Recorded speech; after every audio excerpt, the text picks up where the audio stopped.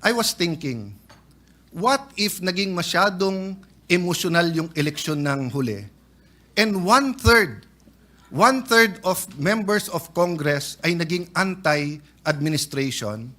At ang kinahaharap natin ngayon ay isang impeachment labang kay President Marcos. At pag siya'y na-impeach, magiging presidente si Vice President Sara. I wonder if all of us in this room and out of this room will still have the same paninindigan. I hope I will. I'm not judging. I am just saying, Mr. President, what helps me is those two books, but also to put myself in the opposite side, to put myself in that position. Because of this decision, masyado nang mahirap at wala nang mai-impeach. So may I ask Senator Marcoleta if he would give me the honor of asking him a few questions and allowing me to interpolate on 2 or 3 topics. The first one is whether or not naging imposible na mag-impeach under this decision. The gentleman may proceed if Senator Marcoleta will so allow it. Yes, Mr. President. Mr. President, sabi po nung iba, imposible na daw mag-impeach ngayon dahil sa desisyon. I see the decision before you. I approached you last week. You've been studying it. I see your radio program. Mukhang 10 beses mo na nabasa yung desisyon at apparently, Mr. Senator, you also listen to criticism. So kung ano rin yung sinasabi ng iba, pinapakinggan mo rin. In your view, may I take note first, Mr. President, that I am glad that the Senator made a distinction na he is for the rights of everyone. He was adopted by PDP and ran with a particular party, but he is not a member of the Duterte bloc. Am I correct there? Technically speaking, Mr. President, I am not a member of the PDP, but I admit that I was adopted and I ran in unity with some of the parties of the PDP candidates at the time. The point I'm going at is like, I was a cabinet member in the Duterte administration, but I have not talked to the Vice President. I ran as an independent in 2022, so I speak now as a senator and not as a partisan. I assume the same, Your Honor. Yes, that Mr. President. you're giving your own personal opinion as Senator Marcoleta, not as a partisan. Of course, I assume that for everyone here, no? Regardless of our position. So, Mr. Senator, sa iyong paghimay ng desisyon, sa tingin mo ba imposible na ngayon mag-impeach ng isang impeachable officer? Hindi po, Mr. President. So, naging napakahirap ba mag-impeach ng isang officer? Hindi ko po alam kung bakit mahirap po sa kanila, Mr. President. Ang importante lang po, ilagay lang po sa tamang proseso. Napakasimple po kasi nung kanilang mga tuntunin, iniisip ko, sundin lang yung mga tuntunin. Ang problema po, isa man sa tuntunin, wala pong sinunod. Kaya po humirap ng humirap para sa kanila. So, Mr. President, I'm glad you mentioned tamang proseso. I think the way the Supreme Court said it in page 95 of the decision, there is a right way to do the right thing at the right time.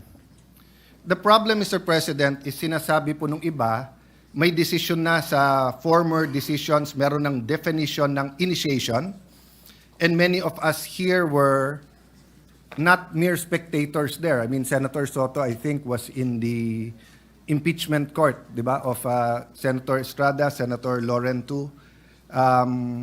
Senator Kiko was still on the, we were together kay Senator Corona. Senator Cheese and I and Senator Miggs were in the House during the prayer 1/3 to the Senate articles of impeachment, di ba?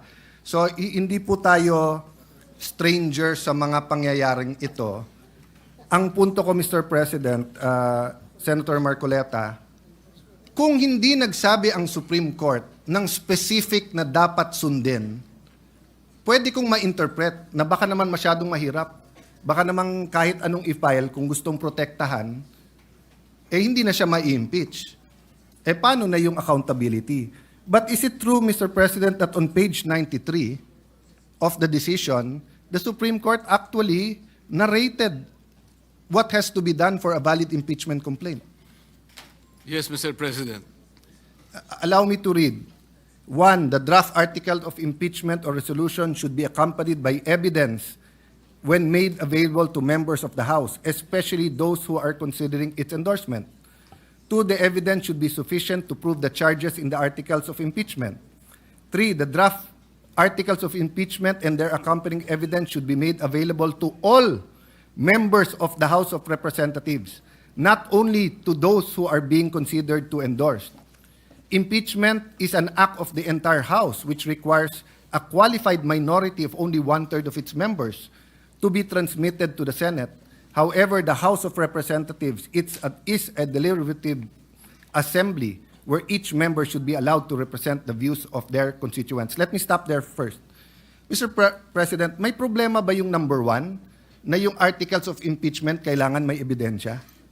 Wala pong problema doon, Mr. President. Hindi ba ho baliktad? Kung walang ebidensya, may problema. Tama po. Kasi kung walang ebidensya, ano yon? Tapon mo sa Senate, bahala na si Batman.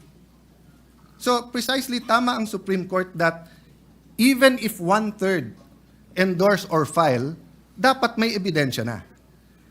Let me go to the second part. The evidence should be sufficient to prove the charges in the article of impeachment. Mr. President, tama po ba na iba po yung sufficiency at iba din po yung quality or yung burden of proof? Di ba? Opo. So halimbawa po, sa piskalya, hindi po kailangan sa piskalya beyond reasonable doubt. Probable. Kailangan lang that there is probable cause that a crime was committed and there is probable cause that the accused committed that crime. Yes, Mr. President. So in the same manner, hindi sinasabi dito sa 2 na kailangan mo ipresenta sa mga congressman lahat ng testimony, lahat ng ebidensya. Ang kailangan lang, if you assume the evidence to be true, it will be enough to convict. Tama po. Because if not, then sayang lang ang oras natin sa Senate. Kung may articles of impeachment ka, walang ebidensya or may ebidensya pero yung ebidensya is not sufficient to prove the charges, either the Senate will be a kangaroo court and convict without evidence or we will be wasting our time. So wala rin problema sa number 2, Mr. President. Wala po, Mr. President. Number 3, ang sinasabi lang ng number 3, kahit na pumirma yung 1/3, kailangan ipakita pa rin sa lahat ng Kongreso. Isa po sa hinanakit po yun nung bata ako dahil ako po'y payat nun at hindi katangkaran.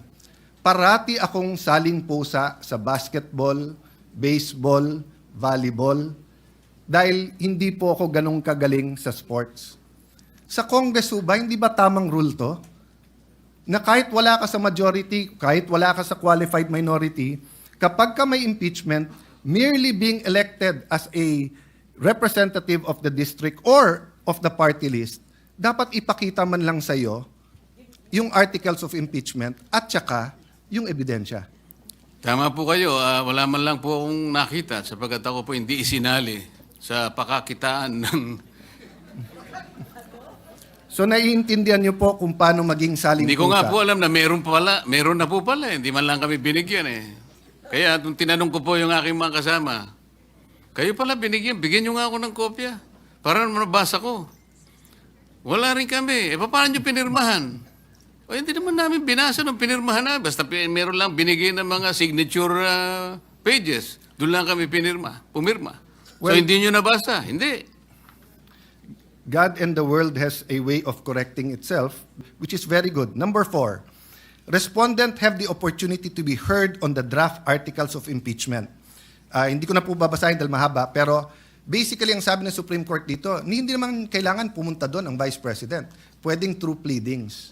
Meron po bang masama dito, Mr. President, na kapag may na-impeach, bigyan man lang siya ng kopya at pasagutin muna siya sa House bago siya pasagutin sa Senate? May masama po ba dito?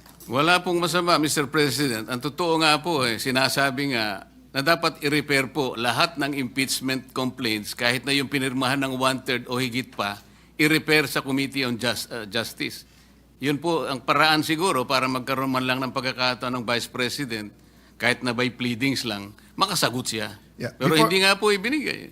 Before I go to number 5, just because I like your answer, Mr. President, one thing that guides me, no? So in coming to my decision with this, I follow two books. One, the Bible, which is of course a covenant between God and people, tayo, and the Constitution, which is a covenant among the Filipino people and the government, no?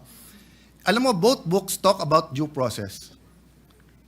Ang Panginoon, nung kinain ni Adam at Eve yung prohibited fruit, nagtanong muna siya, ba't kayo nagtatago? Hindi nag-accuse, nagtanong muna, pero alam na ng Diyos. So ang ibig lang sabihin ng due process, sabi ng desisyon ng Supreme Court, magtanong ka muna bago ka humusga. So Mr. President, I was thinking, what if naging masyadong emosyonal yung eleksyon ng huli? And one-third of members of Congress ay naging anti-administration at ang kinahaharap natin ngayon ay isang impeachment labang kay President Marcos at pag siya'y na-impeach, magiging presidente si Vice President Sara. I wonder if all of us in this room and out of this room will still have the same paninindigan. I hope I will. I'm not judging. I am just saying, Mr. President, what helps me is those two books, but also to put myself in the opposite side, to put myself in that position.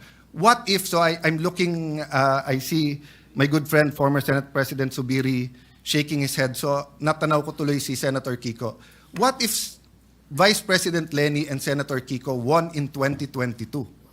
And what if ang ini-impeach ngayon ay si Senator Kiko? I hope yung decision ko to support this decision would be the same. Tama Because po, dapat walang pagkakaiba. Wala saan pagkakaiba.